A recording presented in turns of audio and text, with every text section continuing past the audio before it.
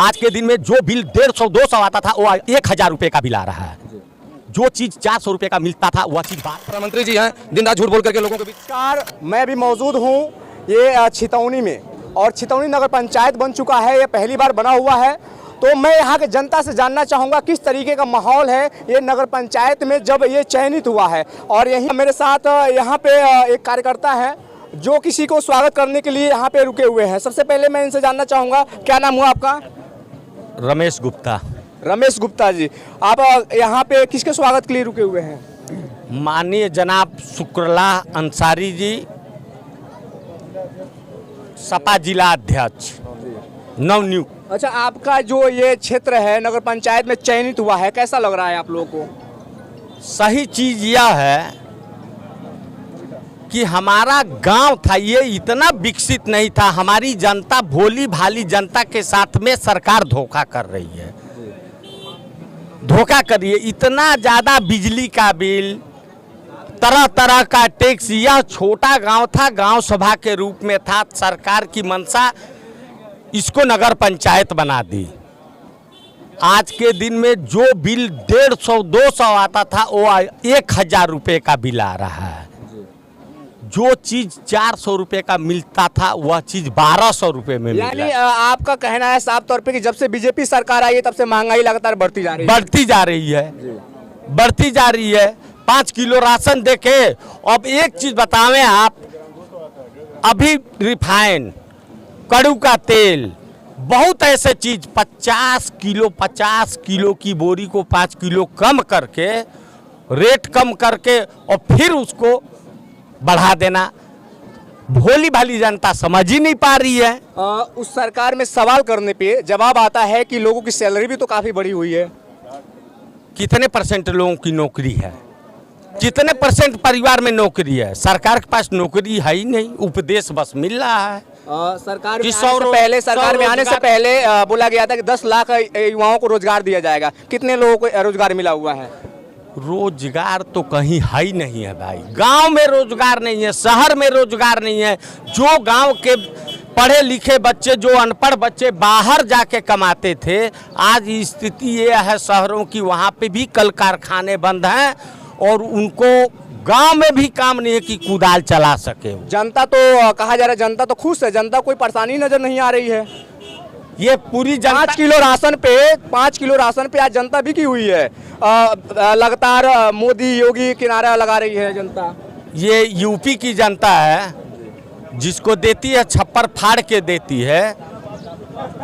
आप पत्रकार बंधु अभी 7-6 साल पीछे जाएंगे तो 25-30 साल बाद में यह सरकार में आए हैं, और अब की अगर जाएंगे तो 50 साल तक फिर ये दोबारा सत्ता में नहीं आने वाले लोग हैं। अच्छा, क्या लगता है अभी आपके नगर पंचायत को लेकर के कौन ऐसे भावी प्रत्याशी हैं जो सामने आ सकते हैं? क्या लगता है?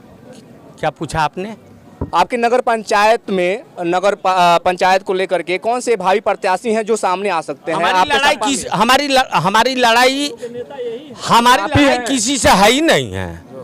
हमारी लड़ाई किसी से है ही नहीं है। जनता का प्रतिनिधि मैं करता हूँ, जीतू या हारू, 25 साल से संघर्ष कर रहा हूँ। जनता का विश्वास है मेरे सामने। कोई, हाँ, बड़े लोग हैं। कोई कहता है मैं शुगर फैक्ट्री का मालिक हूँ, कोई कहता है मैं पेट्रोल पंप का मालिक हूँ। बड़े लोगों से मेरी लड़ाई है, और मैं तो किसान का बच्चा हूँ, सारे दिन लोगों के बीच में रहता हूँ। सामने 2 बोर्ड यहाँ दिखाई दे रहा है, सपा का ही 2 बोर्ड दिखाई दे रहा है। एक मनोज गुप्ता है, आप रमेश गुप्ता हैं जी। अब इसमें क्या लगता है किसको टिकट मिलेगा नगर पंचायत को लेकर? पार्टी जिसको टिकट देती है, साइकिल सिंबल लेके जो भी भाई आएगा, हम लोग पूरी जनता से उनसे मिलके हम लोग मदद करें। अगर आपको टिकट मिल जाती है तो आप जनता के लिए कौन सा काम करेंगे, कौन से विकास के लिए काम करेंगे आप? ये बात तो नेता झूठ बोलता है, जनता से पूछ लिया जाए। नेता तो हम हैं नहीं, हम तो इस गांव के भाई बंधु और इस गांव के बेटा हैं। ये पैसा दे के बुलाई हुई भीड़ नहीं है, ये पैसा दे के बुलाई हुई भीड़ नहीं है। इसलिए मेरे जेब में आज भी 1 भी रुपया नहीं है। जनता मुझको नोट देती है और जनता मुझको वोट देती है।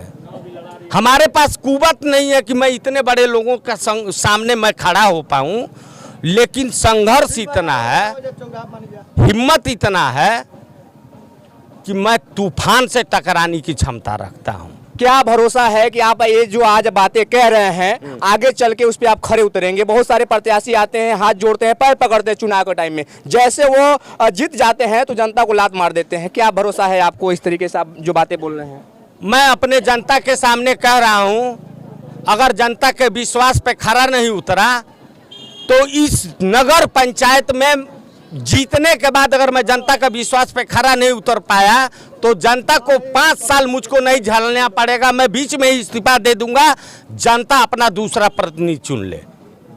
5 साल मैं जनता के बारे में अगर जनता का विश्वास नहीं जीत पाया तो मैं बीच में ही इस्तीफा दे के और जनता किसी तीसरे को अपना प्रतिनिधि चुन सकती। ये आप बहुत बड़ी बात बोल रहे हैं, एक बार फिर से सोच लीजिए कि आप बोल क्या रहे हैं। मैं ये कह रहा हूं कि जनता के विश्वास पे खरा नहीं उतर पाया और मैं जनता का मदद नहीं कर पाया तो मैं 5 साल तक जो आदमी कुंडली मार के 10 साल बैठा है और जो आदमी कहता है, ये कहता है कि आपने वोट नहीं दिया, आपने वोट नहीं दिया, मैं ऐसा मौका नहीं दूंगा, बीच में ही इस्तीफा दे दूंगा और जनता के विश्वास पे नजर में बना रहूंगा।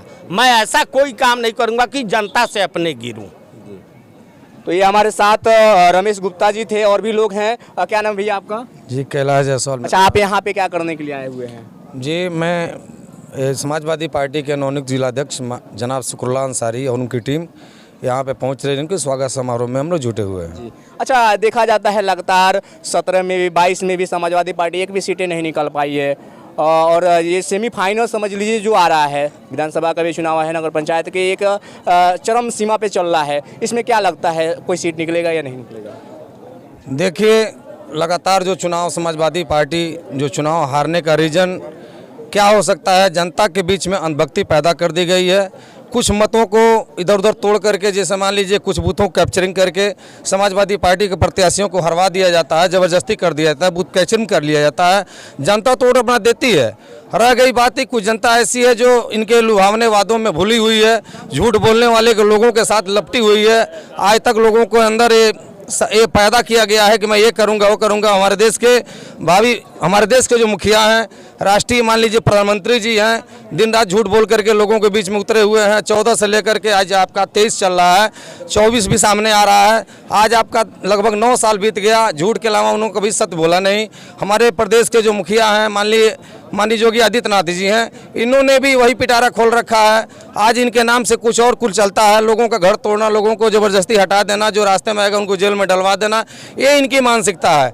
और हम समाजवादी लोग, जो भी पिछड़े वर्ग के लोग हैं, जो भी हमारे साथ अनुसूचित दलित वर्ग के लोग हैं, इनको पीड़ित करके, इनको ज़बरदस्ती करके, इधर उधर तितर बितर करके तोड़ दिया जाता है, जिससे ये लोग बूथ पे चुनाव जीत जाते हैं। अभी विधानसभा चुनाव में लगभग समाजवादी पार्टी के 75 प्रत्याशी 2000, 1500 इसी के नियर अबाउट में 500-700 वोटों से चुनाव हारे हुए हैं। ये सत्य बात है और कहीं न कहीं से विडंबना है लोगों के अंदर। आने वाले समय में जो नगर पंचायत चुनाव है, इसमें समाजवादी पार्टी पूरी बढ़त के साथ आगे आ रही है और टिकट बंटवारे को लेकर भी काफ़ी धांधली हुई है। उत्तर प्रदेश में आपने देखा है, कोर्ट से आदेश हुआ है, फिर कुछ नया पुराना होने वाला है। लोग अपना सिपोगा छोड़ेंगे, मंत्रियों को उतारेंगे, प्रधानमंत्री जी प्रचार करेंगे, बड़े बड़े शहरों में जाकर अपना मीटिंग करेंगे और समाजवादी पार्टी में कार्यकर्ता ही अपना लड़ते हैं। कार्यकर्ता जनता के बीच में जाते हैं, बड़े बड़े नेता मंत्रियों को तो आना नहीं पड़ता है। लगातार पार्टी के जो बड़े नेता हैं उनको जेल में डाला जाता है। अभी हमारे बीच में कुशीनगर जनपद के पूर्व मंत्री हमारे मान लीजिए स्वामी प्रसाद मौर्य जी हम लोग के बीच में लड़ते हैं, राधेश्याम सिंह जी लड़ते हैं, हमारे मिठाई यादव जी लड़ते हैं, हमारे विजय प्रताप कुशवाहा जी लड़ते हैं। ऐसे नेता हमारे बीच में हैं जिनके बल पे हम लोग मनोबल बनाए हुए हैं, सारी जनता की सेवा करते हैं, बीच में रहते हैं। और मैं आशा रखता हूं कि नगर पंचायत चुनाव में भारतीय जनता पार्टी की बम्पर हार होगी, समाजवादी पार्टी की जीत होगी, क्योंकि युवाओं की सरकार बनने जा रही है। ये हमारे 14 से लेकर 24, 24 से लेकर 44 वर्ग के जितने लोग बेरोजगार हैं, दुकानदार परेशान है, आज हमारे किसान परेशान है। गन्ने का रेट आपका 5 साल में एक बार बढ़ा हुआ, पिछले साल वो भी 25 रुपया बढ़ाना तो इस साल चाहिए। गन्ने का रेट 400 होना चाहिए। चीनी का दाम तो घटा नहीं, गुड़ का दाम तो घटा नहीं। जब किसान गुड़ पैदा करता है तो उसका रेट कुछ और होता है, जब व्यापारी के घर चला जाता है तो कुछ रेट उसका कुछ और होता है। डीजल का दाम तो गिरा नहीं। इन्होंने कहा था मैं 63 से 53 रुपया दूंगा, 53 से बढ़कर 73 रुपया हुआ, 73 से बढ़कर 93 रुपये पहुंच गया। पेट्रोल हमारा 95 से 100 हो गया। हम तो मारे मारे फिर रहे हैं। बिजली के बिल 3 गुना हो गया। बेरोजगारी आ गई। लाखों की संख्या में उत्तर प्रदेश में किसान के बच्चे बेरोजगार हो रहे हैं। बताइए, बच्चे पढ़ाई छोड़ दे रहे हैं। फीस माफी में भी कहीं कोई मतलब नहीं है। बड़े बड़े उद्योगपतियों को कर्जा माफ करते हैं। आज पूछे किसानों का कितने लोग कर्जा माफ हुआ है। मैं पूछना चाहता हूं किस छात्र का फीस माफ हुआ है। अब जिस विद्यालय में बच्चे हमारे पढ़ते हैं, पढ़ करके एमफिल की डिग्री लेते हैं, एमबीबीएस की डिग्री लेने जाते हैं, पढ़ाई नहीं पूरी हो पाती है। बड़े बड़े उद्योगपतियों के बच्चे जा करके डायरेक्ट अपना आईएएस पीसीएस का डिग्री ले लेते हैं। ये कहाँ का विडंबना है। एक गरीबों के बच्चे हैं, नौजवानों के बच्चे हैं। आने वाला भविष्य नौजवानों के ऊपर निर्भर करेगा और कतई 2024 में भारत का नजारा बदलेगा, इतिहास बदलेगा और यहाँ के फेंकू प्रधानमंत्री बाहर होंगे। कोई किसान का बेटा ही जाकर के भारत का नेतृत्व करेगा। बहुत बहुत धन्यवाद। अच्छा, आपके नगर पंचायत में एक यहाँ पे रेलवे जो पटरी बिछी हुई है, क्या कभी अभी तक जब से बिछी हुई है तब से अभी तक क्या इस पे कभी ट्रेन चला है कि नहीं चला है? बहुत पहले चला है। चलती उसके बाद से क्या हुआ, क्यों बंद हो गया? इसमें करोड़ों की लागत लगी हुई है। काफी बंद हो गया। इसके बीच में रेल मंत्री लालू जी हुआ करते थे तो उन्होंने चालू करने का प्रयास किया, लेकिन सरकार बदली, तब से बीजेपी की सरकार आई और उन्होंने कोई ध्यान नहीं दिया। क्या कहना चाहेंगे सरकार को? सरकार को क्या कहना चाहेंगे? सरकार की मनमानी को आप देख रहे हैं। सरकार के बारे में क्या कहा जाए। सरकार तो आज हमको नहीं लगता कि जितने दिनों से मैं देख रहा हूं कि ऐसी कोई झूठी सरकार हो। पहली बात, क्योंकि बीजेपी एक सिद्धांतवादी पार्टी हुआ करती थी और मैंने बीजेपी को देखा, अटल की बीजेपी को देखा, आडवाणी की बीजेपी को देखा। अटल जी की एक बात आ रही है, संसद में बोल रहे थे जब युवा नेता थे सांसद में और एक सांसद हुआ करते थे। उन्होंने बोला था कि मैं नेहरू से भी नोक झोंक कर लिया करता हूँ, तीखी बातें बोल दिया करता हूँ, लेकिन नेहरू बुला करके और शाबाशी दिए और कहे कि बहुत अच्छा भाषण दिए थे, लेकिन उन्होंने जेल में नहीं ठूसा। और आज वही बीजेपी है कि अगर उनके खिलाफ सच्ची बात क्यों न कह दें तो आपको जेल की हवा खानी पड़ेगा। ये तुरंत एफआईआर हो जाएगा। बहुत बहुत धन्यवाद। और मैं बता दूं कि ये आपका छितौनी नगर पंचायत है और यहाँ की जनता काफ़ी उत्साह में है क्योंकि ये पहली बार नगर पंचायत में चयनित हुआ है। तो ये वीडियो कैसा लगा है कमेंट करके जरूर बताइएगा। अगर मेरे फेसबुक पेज पे देख रहे हैं तो वीडियो को ज़्यादा शेयर कीजिएगा और यूट्यूब चैनल पर देख रहे हैं तो चैनल को सब्सक्राइब कर लीजिएगा। तब तक के लिए धन्यवाद। जय हिंद।